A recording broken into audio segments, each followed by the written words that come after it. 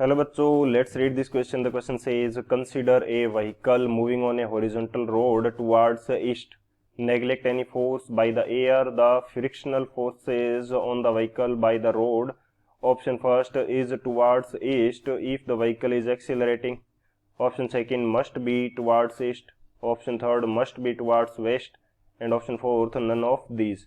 तो इस क्वेश्चन के अंदर हमें दे रखा है कि किसी हॉरिजॉन्टल रोड के ऊपर एक व्हीकल जा रहा है ईस्ट की तरफ और एयर के द्वारा कोई भी रेजिस्टेंस अप्लाई नहीं किया जा रहा है, तो जो फ्रिक्शन फोर्स है वो किस डायरेक्शन के अंदर अप्लाई होगा.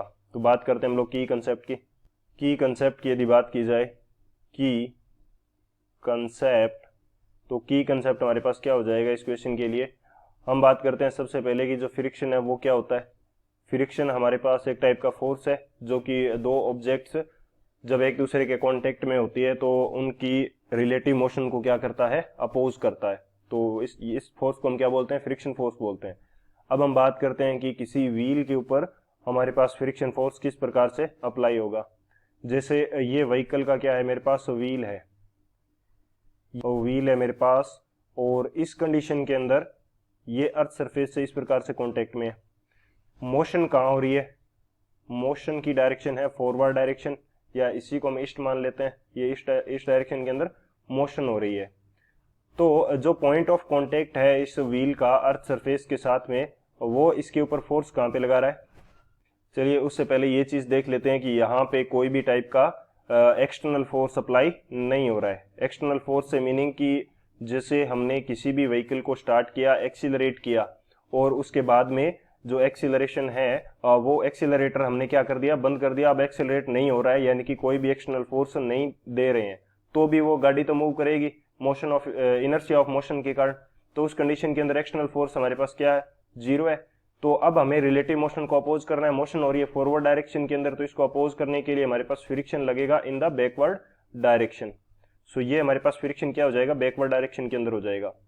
इस कंडीशन के अंदर हमारे पास क्या है, एक्सटर्नल फोर्स जीरो है. सो फ्रिक्शन कहाँ पे है, इन बैकवर्ड डायरेक्शन. सो यहाँ पे हम बोल सकते हैं कि बैकवर्ड डायरेक्शन के अंदर फ्रिक्शन लग रहा है. ये फर्स्ट कंडीशन हो गई. मैं बात करता हूं अभी सेकंड कंडीशन की.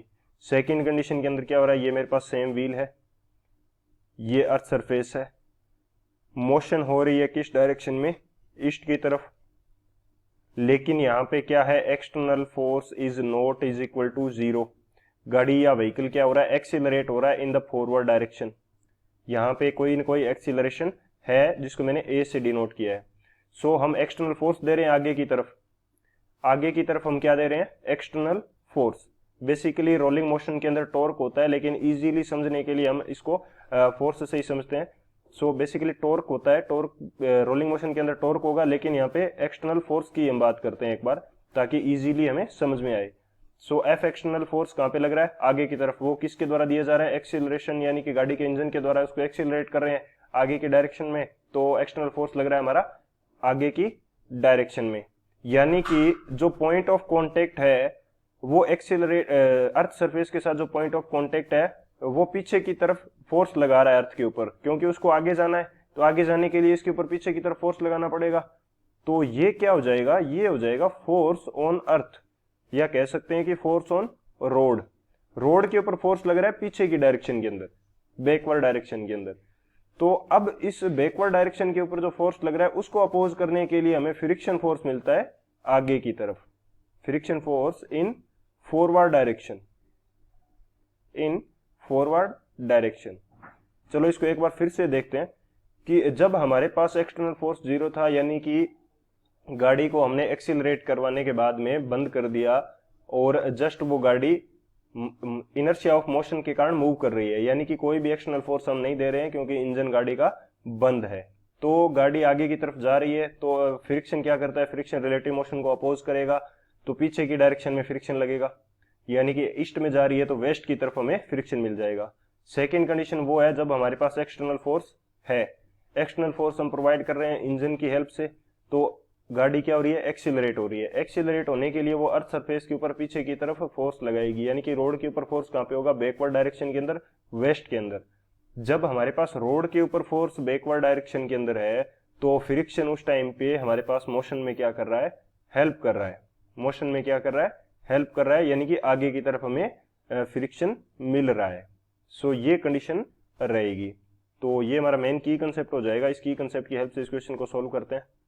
सॉल्यूशन की यदि बात की जाए तो हमें दो चीज़ें मिल गई कि जब हमारे पास व्हीकल क्या हो रहा है, एक्सीलरेट हो रहा है, एक्सीलरेट हो रहा है, तो हमारे पास फ्रिक्शन कहाँ पे है, फ्रिक्शन इन फॉरवर्ड डायरेक्शन। तो हमारे पास फ्रिक्शन इन फॉरवर्ड डायरेक्शन में हमारे पास फ्रिक्शन है, फ्रिक्शन इन फॉरवर्ड डायरेक्शन। लेकिन जब हमारे पास एक्सीलरेट नहीं हो रही है, नो एक्सीलरेशन, नो एक्सीलरेशन, तो हमारे पास फ्रिक्शन कहाँ मिल रहा है, पीछे की डायरेक्शन में। तो हमें फ्रिक्शन मिल रहा है इन बैकवर्ड डायरेक्शन, इन बैकवर्ड डायरेक्शन। तो इन दोनों के अकॉर्डिंग हम करेक्ट ऑप्शन चूज कर लेते हैं।